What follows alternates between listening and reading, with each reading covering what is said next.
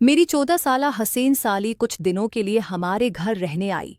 मैं जिसे बच्ची समझ रहा था वो तो पूरी आग निकली। मेरी बीवी अस्पताल में अपनी माँ के साथ दाखिल थी, इसलिए मेरी सास रात को मेरी साली को मेरे पास छोड़ गई।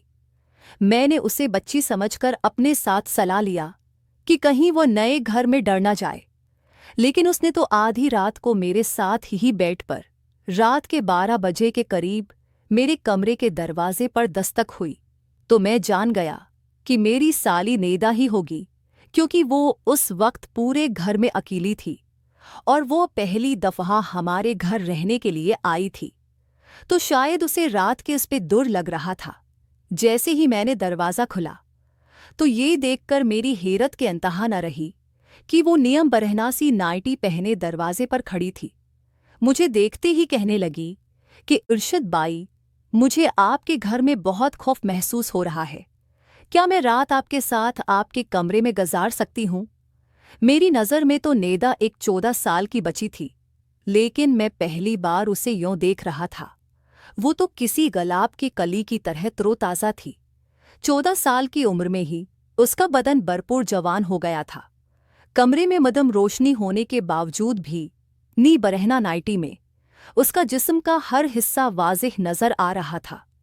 वो मेरी बीवी की छोटी बहन थी, यही सोचकर मैंने उसके वजूद से नज़र चराई और उसे सोने के लिए सोफे पर तकिया रखकर दे दिया और खुद बेड पर लेटकर मोबाइल चलाने लगा। मेरी शादी को 5 साल होने वाले थे और मेरी शादी के वक्त नेदा एक 9 साल की बच्ची थी। मेरा अपने ससुराल बहुत कम जाना होता था, इसलिए मैं नेदा को अभी तक बच्ची ही समझ रहा था। लेकिन मुझे क्या खबर थी कि वो तो पूरी कयामत बन चुकी है। मैं मोबाइल में मगन था और नेदा सोफे पर बेचैन लिटी थी। रात के उस पहर मोबाइल पर भी एक से बढ़कर एक सामान सामने आ रहा था, जिसकी वजह से मेरे सोए हुए जज्बात जाग रहे थे।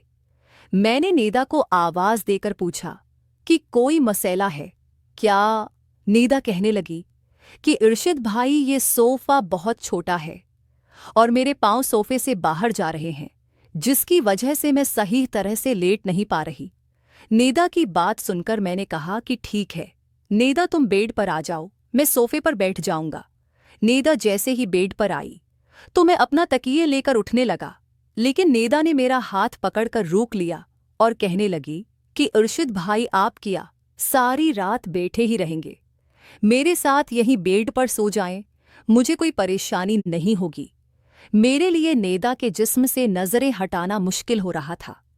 मैंने बहुत मुश्किल से नेदा की बात मानकर दूसरी तरफ करवट बदली और मोबाइल चलाने लगा। मुझे पता ही नहीं चला कि कब मेरी आंख लग गई। अभी मुझे सोए हुए कुछ ही देर गुजरी थी कि अचानक ही मेरी आंख खुली और मेरे रोंगटे खड़े होने लगे। मैं सोच भी नहीं सकता था कि जिसे मैं एक काम उम्र बच्ची समझ रहा हूँ, वो तो पूरी शराब है। हर गुजरते पल के साथ मेरे दिल में जज्बात का तूफान ठांठे मारने लगा था, लेकिन मैं बहुत मुश्किल से खुद पर काबू पा रहा था। लेकिन फिर नेदा ने मेरे साथ कुछ ऐसा किया कि मेरे कदमों तले ज़मीन निकल गई और न चाहते हुए भी मैं उसकी बात मानने पर मजबूर हो गया। मेरी और सबा की शादी को 5 साल गुजर चुके थे और उन 5 सालों में ऐसा कोई दिन नहीं था जब सबा ने मेरी खदमत में कोई कसर छोड़ी हो। मेरी और सबा की पहली मुलाकात कॉलेज में हुई थी और हम दोनों एक दूसरे को पहली ही नज़र में पसंद आ गए थे। हम दोनों के प्यार मोहब्बत का सिलसिला बढ़ते बढ़ते शादी तक पहुंच गया था। जब मैंने अपने घर वालों को सबा के मुताल्लिक बताया तो मेरी माँ ने ये कहकर इनकार कर दिया कि खानदान से बाहर वो किसी सूरत में मेरी शादी नहीं करेंगी। लेकिन मैं सबा की मोहब्बत में इतना आगे बढ़ चुका था कि वापसी का कोई रास्ता मुमकिन नहीं था। उसके बगैर तो एक पाल भी गुजारा करना मुश्किल था। हम दोनों अपनी ही मोहब्बत में सारी हदूद पार करते हुए तमाम रिश्ते कायम कर चुके थे। कॉलेज में जाने के बाद हम दोनों एक दूसरे का हाथ पकड़कर वापस बाहर निकल जाते और कॉलेज के पीछे बने हुए छोटे छोटे होटलों में एक दूसरे के साथ वक्त गुजारते। मैंने अपनी माँ को मनाने की बहुत कोशिश की, लेकिन वो किसी भी सूरत में उस शादी के लिए राजी न हुए और मैंने सबा के साथ भागकर शादी का ली। जब मेरे माँ बाप को इस बारे में इल्म हुआ तो उन्होंने मुझे घर से ही निकाल दिया, क्योंकि मैं कोई नौकरी नहीं करता था और ना ही मेरी कोई कमाई थी। और जब सबा के घर वालों को इस बारे में पता चला तो वो भी हमारी शादी के खिलाफ हो गए, और वजह यही थी कि मैं कुछ भी नहीं कमाता था। बहुत मुश्किल से मैंने सब्बा के घर वालों को राजी कर लिया, लेकिन सब्बा के घर वालों ने हमसे मिलना जलना खत्म कर दिया था। काफी अरसे तक मैं और सब्बा फाकू वाली जिंदगी गुजारते रहे, लेकिन जैसे ही मेरी नौकरी लगी और मेरे हालात कुछ बेहतर हुए तो सब्बा ने अपने घर वालों से मिलना जलना शुरू कर दिया।